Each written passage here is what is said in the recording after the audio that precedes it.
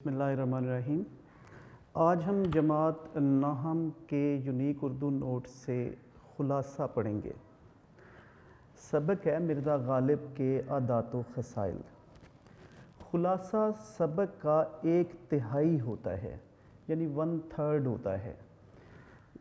सबक के तमाम निकात मौजूद हों, उसमें जामे हो, लेकिन अल्फाज या तवालत या जुमलों के एतबार से वो 1/3 हो। गुफ्तगू की खूबी ये भी होती है कि हम तवील बात को मुख्तसर अल्फाज में मुकम्मल तौर पर कैसे बयान कर सकते हैं। ये सवाल नंबर 5 होता है पेपर में। तो सबक नंबर 2 है मिर्ज़ा गालिब के आदात व खसाइल। ये ऐसे 20 लेसन है। अब सबसे पहले तो खुलासे के लिए क्या चीज़ें ज़रूरी हैं। नंबर 1 1/3 हो। नंबर 2 रब्त उसके अंदर हो, सीक्वेंस हो। नंबर 3 उसकी तरतीब वही हो जो किताब के अंदर है, जो सबक के अंदर है, जो असल मुसन्निफ ने रखी हुई है। अब अगली बात ये कि उसमें कोई तिश्नगी ना हो, कमी ना हो, कोई पॉइंट मिस ना हो जाए। तो सबसे पहले इस सबक में बताया गया है कि मिर्ज़ा गालिब वसी अखलाक के मालिक थे, लोगों से खुश दिली से मिलते थे, दोस्तों की खुशी से खुश होते थे, उनके गम से गमगीन होते थे, शायरी की इस्लाह देते थे, यानी वज़न की और बहर की इस्लाह देते थे, फरमाइशों को पूरा करते थे। आमदनी कलील थी लेकिन हौसला बड़ा था, सवाली आपके दर से खाली हाथ नहीं जाता था, दोस्तों की अपनी बिसात से बढ़कर मदद करते थे और गैर महसूस अंदाज में मदद करते थे। उन्हें हैवाने ज़रीफ़ की कहा जाए, हैवान नातिक की बजाय तो ज़्यादा दुरुस्त है। फिर वो गालिब जो हैं बराबर की सतह पे मुलाकात रखते थे, यानी जो उमरा और रुआसा थे शहर के, उनके साथ बराबर की मुलाकात थी। फलों में उन्हें आम पसंद था। ये बुनियादी निकात हैं जो इस सबक के हैं।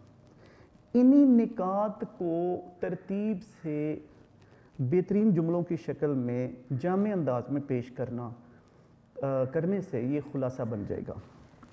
पहला क्या है जी, वो वसी अखलाक के मालिक थे।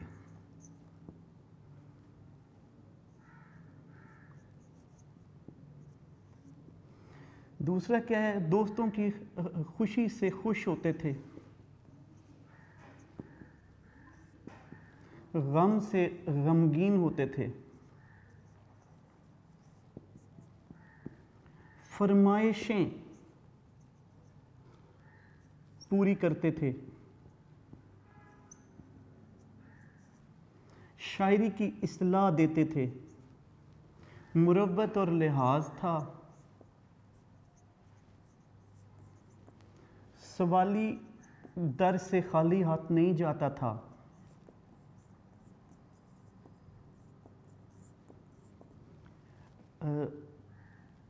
आमदनी कलील थी, हौसला फराख था,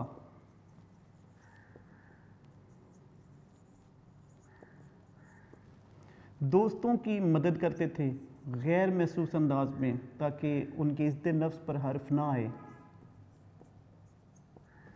हैवाने ज़रीफ़ यानी मजाक करने वाले इंसान के तौर पर उन्हें कहा जाए तो दुरुस्त है। बराबर की मुलाकात थी शहर के उमरा से।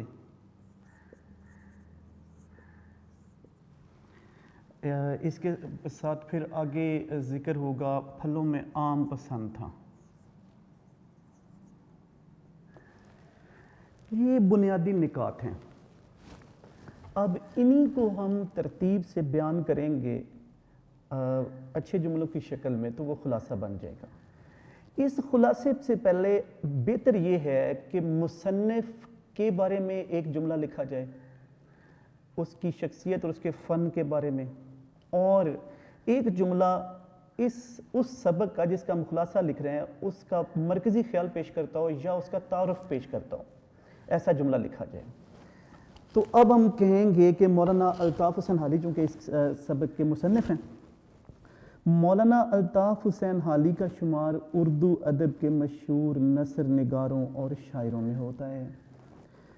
سبق مرزا غالب کے عادات و خصائل ان کی کتاب یادگار غالب سے لیا گیا ہے، جس میں مشہور شاعر شورۂ آفاق شاعر غالب کی شخصی خوبیوں کا خاکہ کھینچا گیا ہے۔ اب انہی جملوں کو ہم ترتیب سے بیان کریں گے، انہی پوائنٹس کو، انہی نکات کو۔ مرزا غالب اعلیٰ اخلاق کے مالک تھے۔ وہ لوگوں سے خوش دلی سے ملتے، دوستوں کی خوشی سے خوش اور ان کے غم سے غمگین ہوتے۔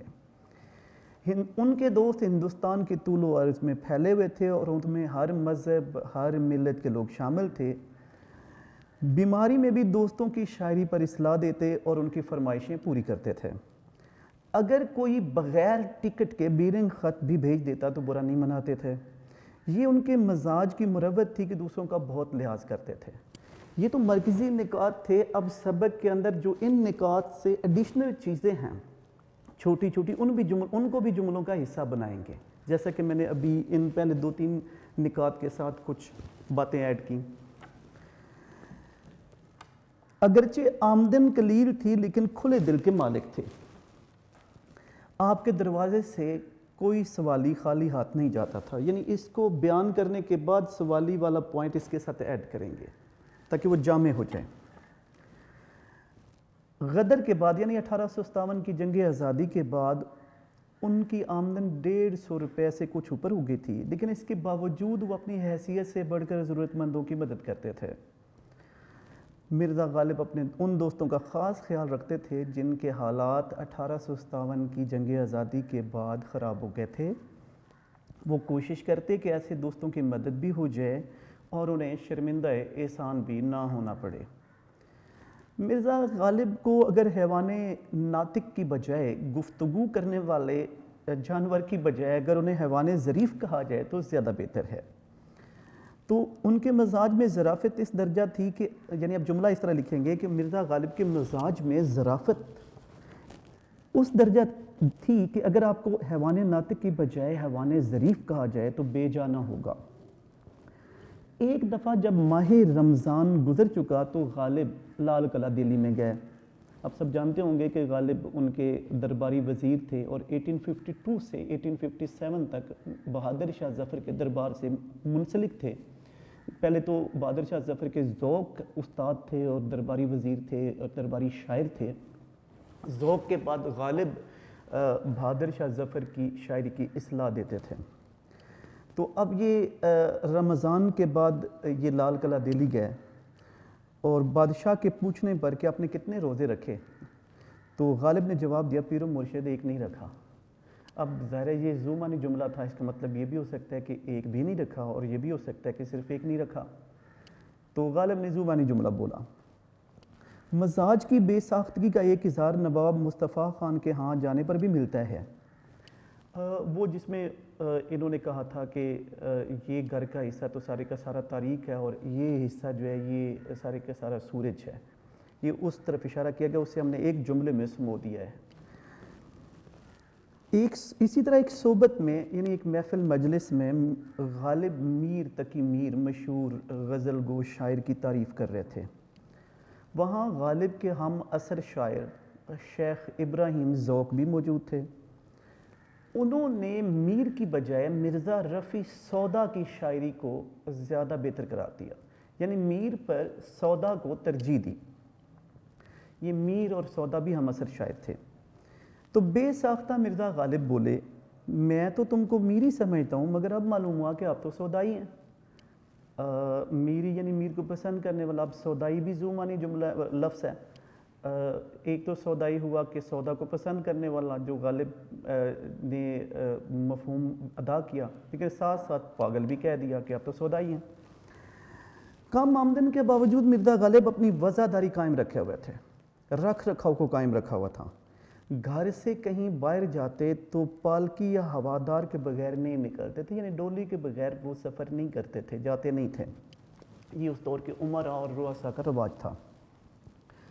شہر کے جو بڑے لوگ تھے، عمائد تھے، ان کے ساتھ بھی برابر کی سطح کی ملاقات تھی۔ یعنی اپنے آپ کو کم تر نہیں رکھا ہوا تھا۔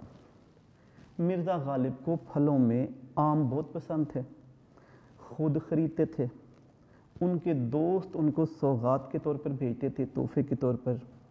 تو ایک دفعہ آموں کے موسم میں مرزا غالب بادشاہ کے ساتھ باغ حیات بخش یا مہتاب باغ میں ٹہلتے ہوئے آموں کو بغور دیکھے جا رہے تھے۔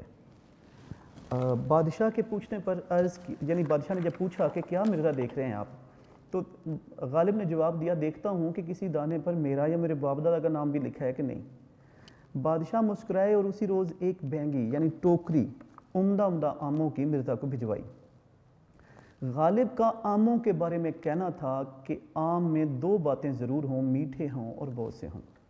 اب آموں سے پہلے اگر آپ وہ ان کے گھر کے پاس سے چرٹ میں سوار ان کے دوست کے گزرنے کا ذکر کر دیں گے تو بہتر ہوگا، نہیں کریں گے تو یہ بات مکمل ہے، چونکہ وہ بھی حاضر جوابی یا بہترین انداز میں گفتگو کرنے کا ایک تذکرہ ہے۔ تو اب پوائنٹس یہ بنیں گے کہ وسیع اخلاق کے مالک تھے، خوشی سے خوش ہوتے تھے، دوستوں کی خوشی اور غمی کو اپنا دکھ اور غم سمجھتے تھے، ان کے تقاضے فرمائشیں پوری کرتے تھے، شاعری کی اصلاح دیتے تھے، مربت اور لحاظ کوٹ کوٹ کر بھرا ہوا تھا، اسی لیے وہ بیماری کی حالت میں بھی شاعری کی اصلاح دیتے تھے۔ وہ غالب نے کہہ رکھا ہے کہ مجھے آنکھوں سے صحیح سجھائی نہیں دیتا، ہاتھ سے صحیح لکھا نہیں جاتا، ہاتھوں میں راشا آ گیا تھا، غالب کا ہاتھ کانپتا رہتا تھا، اس کے باوجود وہ شاعری کی اصلاح دیتے تھے۔ تو لیکن مربت اور لحاظ اتنا تھا کہ کسی کی غزل قصیدہ بغیر اصلاح کے واپس نہیں بھیجتے تھے، تو اس کا ذکر ہے، تو ہم نے وہ ذرا ایک جملے یا دو جملوں کی شکل میں خلاصے میں پیش کرنا ہے۔ پھر سائل ان کے دروازے کے آگے جو بیٹھے رہتے تھے، وہ والا جو پورا پیسہ جو اس میں آپ بیان کریں گے کہ اگرچہ آمدنی کم تھی لیکن دل بڑا تھا، حوصلہ بڑا تھا، تو وہ کسی سائل کو خالی ہاتھ نہیں جانے دیتے تھے۔ تو اپائج معذور جو بھی ان کے دروازے کے آگے ہوتے تھے انہیں وہ کچھ نہ کچھ دے کر بھیجتے تھے، تو اسے ہم دو جملوں میں بیان کریں گے۔ پھر 1857 کے ہنگامے نے دلی کو پورے ہندوستان کو متاثر تو کیا ہی تھا، دلی کو بہت زیادہ متاثر کیا تھا، تو بہت سے لوگوں کی حالت خراب ہو گئی تھی، مالی حالت خراب ہو گئی تھی، تو غالب ایسے دوستوں کی مدد غیر محسوس انداز میں کرتے تھے۔ پھر ان کے مذاق کرنے کا ذکر ہے جو انہوں نے شیخ ابراہیم ذوق کو جواب دیا تھا اس کا، یا وہ نواب مصطفیٰ خان شیفتہ کے گھر جب گئے تھے تو وہ انہوں نے جو تاریکی اور سورج کی بات کا ذکر کیا تھا۔ کم آمدن کے باوجود وہ اپنی وفاداری کو قائم رکھے ہوئے تھے، کہیں گھر سے باہر جانا ہوتا تو پالکی کے یا ڈولے کے بغیر نہیں نکلتے تھے، شہر کے بڑے بڑے جو لوگ تھے ان سے برابر کی سطح پہ ملاقات تھی، پھل پسند کرتے تھے۔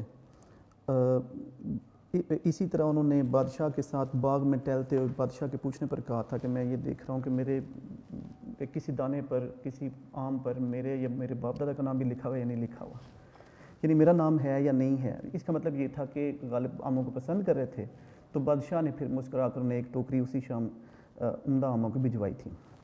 غالب کا یہ بھی کہنا تھا آم میں دو خوبیاں ہونی چاہیے، ایک تو وہ میٹھا ہو، ایک بہت زیادہ ہو۔ اچھا، اب ہم جب لکھیں گے اسے تو آپ نے یہ کوشش کرنی ہے ایسے الفاظ جو اس سبق کے مرکزی نکات کو اجاگر کرتے ہیں ان الفاظ کو مارکر سے نمایاں کریں، پھر اسے کنٹینیوس پیسج میں لکھیں۔ اس کے ساتھ ساتھ آپ اس کی تھوڑی سی پریزنٹیشن بنائیں۔ جو آپ انیشل لائنز لکھیں گے، یعنی وہ جو ہم نے بولا تھا کہ الطاف حسین حالی کا شمار اردو کے مشہور نثر نگاروں اور شاعروں میں ہوتا ہے، یہ ہم نے نوٹس میں لکھا ہوا ہے، صفحہ نمبر 13 ہے۔ آپ یہ بھی لکھ سکتے ہیں مولانا الطاف حسین حالی کا شمار اردو کے ارکان خمسہ میں ہوتا ہے۔ تو آگے بتائیے گا کس کتاب سے لیے گئے کہ سبق مرزا غالب کے عادات و خصائل ان کی کتاب یادگار غالب سے لیا گیا ہے۔ تو اب اس میں کیا ہے جی، اس میں مرزا غالب کی شخصی خوبیوں کا احاطہ کیا گیا ہے، خاکہ کھینچا گیا ہے۔ اب یہ جو لائنیں ہیں یہ الگ لکھیے گا، اس کے بعد آپ سبق کا خلاصہ شروع کیجیے گا کہ مرزا غالب کے اخلاق وسیع تھے یا اعلیٰ اخلاق کے مالک تھے، یہاں سے پھر وہ تمام نکات کا احاطہ کیجیے گا۔ اب جب آپ لکھ لیں تو پھر اس کے بعد یعنی اس پورے خلاصے کے وہ الفاظ مارکر سے نمایاں کریں جن سے اس کے مرکزی نکات اجاگر ہوتے ہوں، تاکہ پتہ چل جائے کہ یہ پورے سبق کے تمام پوائنٹس کا یہ میرا جواب جو ہے وہ احاطہ کرتا ہے۔ اب آپ کے پاس یعنی نوٹس ہیں، یونیک نوٹس ہیں. اس کا صفحہ نمبر 13 ہے اور صفحہ نمبر 14 ہے، اور یہ اب وہاں پہ ہم نے لکھا ہوگا بورڈ 17 میں 18 میں متعدد دفعہ یہ خلاصہ جو ہے وہ پیپرز میں آیا ہوا ہے. تیار کرتے ہوئے بھی، خلاصہ تیار کرتے ہوئے بھی آپ یہ خیال رکھیں پوائنٹس کو گن کر تیار کر کے رکھیں تاکہ آپ کی گرپ ہو، آپ کی گرفت ہو جب آپ لکھ رہے ہو. پھر وہ اس کی ترتیب کا، سیکوینس کا، ربط کا خیال رکھیں، اور جملے ایسے لکھیں کہ ایک جملے سے دوسرا جملہ نکلتا ہو محسوس ہو، باتیں آپس میں متضاد نہ محسوس ہو رہی ہوں بلکہ ایک کے بعد اگلی بات ترتیب سے شروع ہو رہی ہو، تاکہ وہ پڑھتے ہوئے بھی گراں نہ گزرے اور اچھا جواب لگے. اپنا بہت زیادہ خیال رکھیے گا. شکریہ. اللہ حافظ.